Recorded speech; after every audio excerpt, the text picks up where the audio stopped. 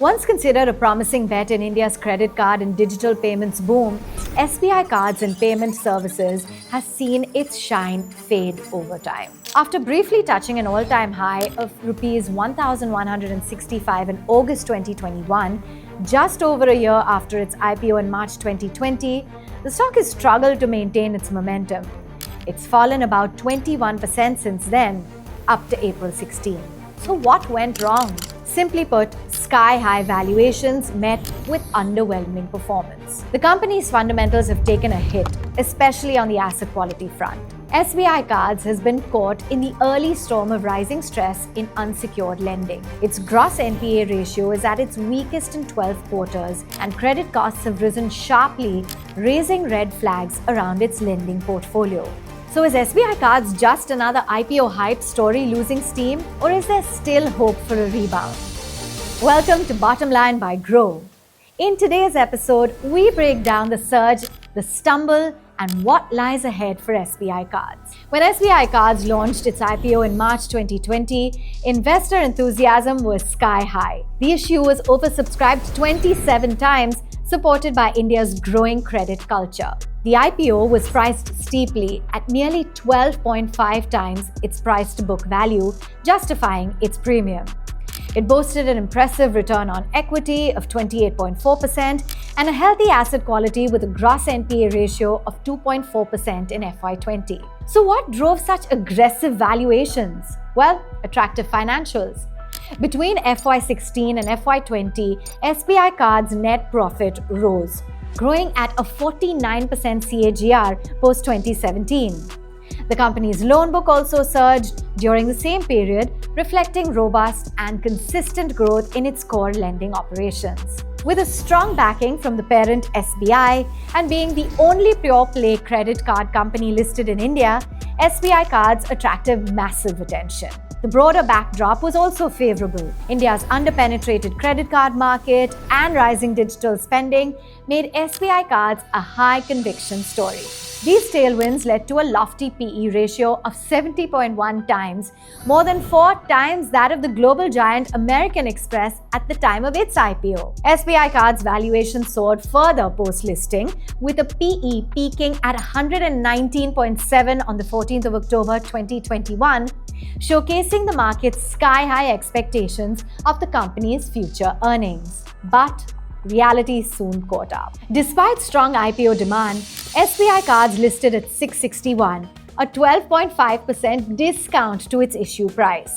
Still, investor euphoria propelled the stock to an all-time high of 1165 by September 1st, 2021. However, what followed was a prolonged phase of underperformance. The decline was driven by deteriorating asset quality, a telltale sign of rising stress in unsecured lending. The gross NPA ratio surged while credit costs escalated, impacting profitability. To make matters worse, growth in corporate card spends slowed sharply after a regulatory directive in February, where the RBI restricted certain transactions through some card networks, which overall dragged down spending. This not only affected market share, but also fee income, further pressuring the company's performance. Let's take a closer look at the key factors that weighed on SBI Cards' performance in the recent years. Number 1, high credit costs. Credit costs remained stubbornly high in the past 8 to 10 quarters. For a lender like SBI Cards, credit costs is the total financial burden that the company bears due to credit risk. It includes provisions for potential loan defaults, actual write-offs, expenses related to recovering dues, and the loss of interest income when borrowers fail to repay. In the credit card industry, rising delinquency levels have been a major concern, driven largely by macroeconomic factors such as growing household debt and excess leverage. These factors have eroded borrowers' repayment capacity, leading to a spike in delinquencies, including SBI Cards' gross non-performing assets. This meant that the need to allocate more provisions towards potential defaults directly impacting the company's bottom line. As a result, the credit costs spiked. During the COVID period, the company's credit costs surged 8.2% in FY20 and further to 11% in FY21. Although there was some relief in subsequent years, it still remained above the pre-COVID average of around 6% recorded between FY16 and FY19. More concerning is that credit costs rose again to 9.1% in 9 months FY25, largely due to two factors. First, an increase in customers taking on multiple lines of credit from various lenders, which led to weakened repayment capacity. And second, a broader rise in delinquencies across the unsecured lending segment, with the credit bureau data reflecting continued stress. This is evident from the sharp 22% rise in write-offs and 8% quarter-on-quarter increase in credit costs in FY25, highlighting that ongoing stress in the industry continues to be a major drag on profitability. While the company is actively working to improve recoveries, analysts caution that credit cost pressures are unlikely to see any significant relief in the near term. Number 2, slowdown in receivables. In simple terms, receivables refer to the total outstanding amount that cardholders owe at the end of a reporting period. This includes all card spending that hasn't been paid yet, along with any applicable interest charges and fees. SBI Cards earns revenue through several streams. As of March 2025, the revenue composition stands as interest income 52%, spend-based 22%, instant-based and others 19%, and subscription-based 7%. While SBI Cards earns interest income from unpaid credit card dues, they also generate fee income through several channels such as late payment charges, annual membership fees, and interchange fees. It also earns higher interest from customers who carry forward their dues to the next cycle instead of paying them in full. This is also called revolver credit line. One of the key metrics for SBI Cards has been its revolver mix. This segment used to contribute around 40% of total receivables in FY20, but its share has gradually declined, which was seen as a concern for growth and profitability. However, the revolver mix has stabilized around 24% of total receivables over the last 10 to 11 quarters. Meanwhile, the EMI segment has been steadily gaining traction. The company's management has indicated a strategic focus on growing this segment as it provides more predictable returns and supports portfolio stability. SBI Cards has seen an overall slowdown in receivables growth, significantly down from 30% YOY in Q1 FY24 to just 12% in Q3 FY25. And number 3, financial pressure. The company's overall financials have been under a lot of pressure. The deteriorating asset quality over the past few years has also had a cascading effect on the performance indicators such as profitability, net interest margins, and net interest income. Higher provisioning requirements have weighed on profits, while tighter margins and slow growth in credit card spends have impacted the net interest margins and NII. With regulatory actions affecting certain segments like corporate spends and macro uncertainty dampening consumer sentiment, SBI Cards has found itself facing significant operational and financial headwinds. So based on these data points, the coming quarters don't look so good for SBI Cards, do they?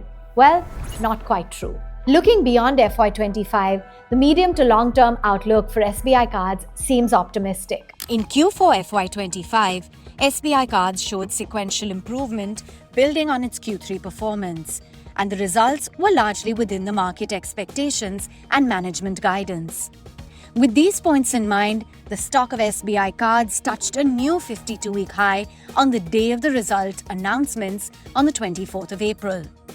Cards in force rose 3% QOQ, while receivables grew 2% QOQ and 10% YOY, indicating sustained customer activity, and the yearly performance was in line with management guidance.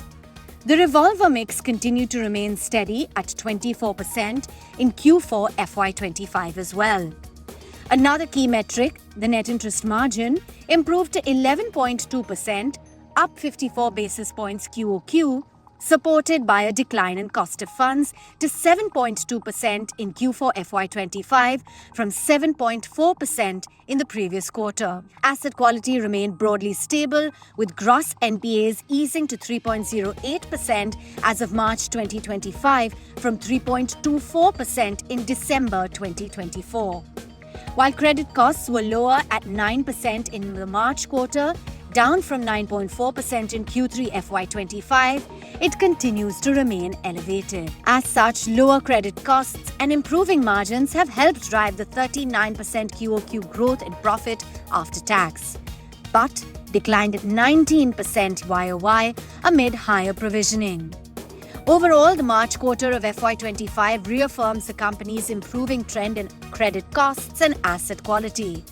However, analysts remain cautious as the sustainability of this improvement and the timeline for reaching normalized levels are still unclear. A potential easing in monetary policy and revival in discretionary consumer spending may set the stage for a turnaround in SBI Card's performance. In the context, the recent recovery in the company's stock appears justified. One encouraging sign is SBI Card's strategic focus on improving customer quality. The company has tightened underwriting norms, slowed down its growth, resulting in a decline in the sequential growth of cards in force, meaning the number of credit cards currently active and in circulation, from an average of around 4% in FY22 to 24 to just 2% in FY25 and 3% growth in Q4 FY25 and Q3 FY25. It also splashed credit limits for approximately 1 million customers in an effort to mitigate risk. As a result, the receivables growth is likely to remain moderate in the near term.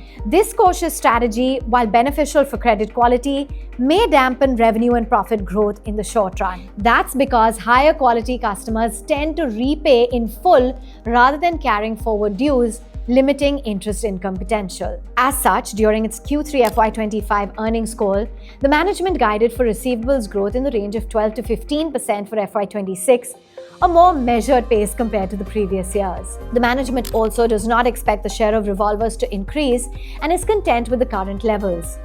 Instead, the focus remains on flexible payment options like EMI at the point of sales and Flexi Pay schemes. While this shift might temporarily weigh on the interest income, it's already contributing to improved asset quality trends. That said, analysts expect credit costs to remain elevated through Q4 FY25. However, they anticipate a decline from FY26 onwards. This expectation is based on several factors. 1. Stabilization in Stage 2 loans. 2. Stricter underwriting and better portfolio management. And 3. A shift from the portfolio mix towards customers with higher credit scores, evident in the rising share of prime and above prime segments. This apart, the card additions, which have picked up pace in recent months, are expected to support loan growth, especially if interest rates ease further. As growth stabilizes, the company anticipates an uptick in spending-based and subscription-based fee income, providing another lever to support profitability. Aside from internal improvements, several industry trends are expected to support SBI Card's growth trajectory. India's credit card base is projected to reach 200 million by FY28-29, growing at a CAGR of 15%. The number of cards has already doubled over the last 5 years, and transactional activity is also on the rise. This momentum has helped SBI Cards capture retail spends better, which now accounts for 94% of total spends, even as corporate spending slows. Additionally, SBI Cards' card in force market share stood at 18.7% as of December 2024, making it the second largest player in India after HDFC Bank. In a leadership change, Salila Pandey has been appointed as the MD and CEO effective April 1, 2025, following the retirement of Abhijit Chakravarti in March 2025. This transition brings continuity along with the potential for a fresh strategic direction. Another point to note here is that compared to the US, where over 82% of the population uses credit cards, India's penetration remains low at 5 to 6%, offering headroom for growth, thereby supporting SBI Card's growth as well, one of the leading players in the cards industry. Do you own SBI Cards in your portfolio? What do you think?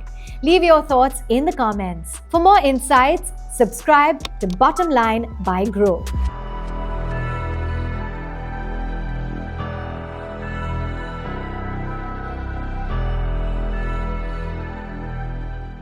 Investment in securities market are subject to market risks. Read all the related documents carefully before investing. Please read the risk disclosure documents carefully before investing in equity shares, derivatives, mutual fund, and or other instruments traded on the stock exchanges.